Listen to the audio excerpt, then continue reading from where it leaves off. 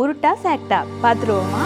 நான் சொன்னா நீ நம்ப மாட்டீங்க. க்ரூஸ் ஷிப் அப்படிங்கிற ஒரு கப்பலோட கழிவறைகளை கடலுக்குள்ளேயே தான் கொட்டுவாங்க. இதை சாப்பிட்டுட்டு மிச்ச வைக்கிற உணவு கழிவு, அது மட்டும் இல்லாம பிளாஸ்டிக் பேப்பர் கழிவுகள் முதற்கொண்டு மனிதர்களோட கழிவு முதற்கொண்டுமே இந்த மாதிரி கடலுக்கு தண்ணிக்குள்ள கலந்து விட்டுருவாங்க. எதனால கடலுக்குள்ள இப்படி கழிவுல கொட்டுறாங்க அப்படின்னா, கடலுக்கு வெளியே கொண்டே கழிவுல கொட்டினாங்கன்னா அதுக்கு செலவுகள் அதிகமாகும் அப்படிங்கறக்காக கடலுக்குள்ளேயே கழிவுல கொட்டுறாங்க. இது கடலுக்கு தீங்கு விளைவிக்காது அப்படிங்கிறாங்க. பிளாஸ்டிக் பேப்பர்லாம் இந்த மாதிரி நசுங்கி போயிடும். மனிதர்களோட கழிவு, உணவு கழிவு இந்த மாதிரி மீன்களுக்கு மற்ற உயிரினங்களுக்கு இரையாகிரும். நாங்க சோசியல் மீடியாவில் பார்க்குற இந்த மாதிரி வீடியோக்கள் போலவா கடல்ல கழிவகற்றல் பணியை மேற்கொள்றாங்க? நிச்சயமா கிடையாது. இந்த விஷயத்த எப்படி செய்யறாங்க அப்படின்னு சொல்லி எப்போவாவது நீங்க யோசிச்சு பார்த்திருக்கீங்களா? கடல்ல பயணிக்கிற கப்பல்கள் கழிவகற்றல் முறைய IMOவின் மெரைன் பொல்யூஷன் அப்படிங்கிற ஒப்பந்தத்திற்கு அமைவாக கடுமையாக கட்டுப்படுத்துறாங்க. இதன் அடிப்படையில கடல்ல கொட்டப்படுற கழிவுகளை 6 வகைகளாக பிரிக்கலாம்.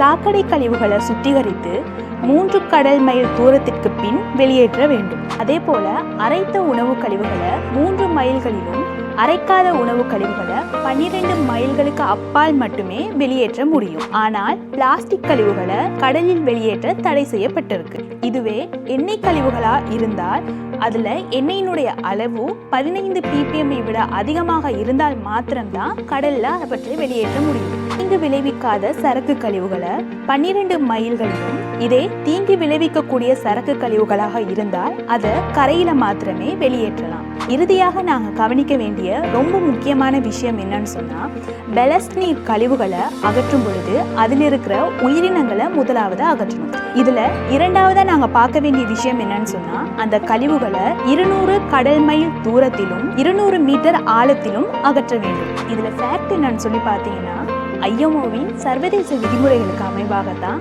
கடல்ல கழிவுகள் வெளியேற்றப்படுது. அடுத்த வார ஃபேக்ட் செக் வீடியோவை நீங்க விரைவாக பார்க்கணும்னு சொன்னா நமது டிவியின் யூடியூப் சேனலை சப்ஸ்கிரைப் பண்ணுங்க. அதோட பெல் ஐகானை கிளிக் செய்து நோட்டிபிகேஷனை உடனுக்குடன் பெற்றுக்கொள்ளலாம்.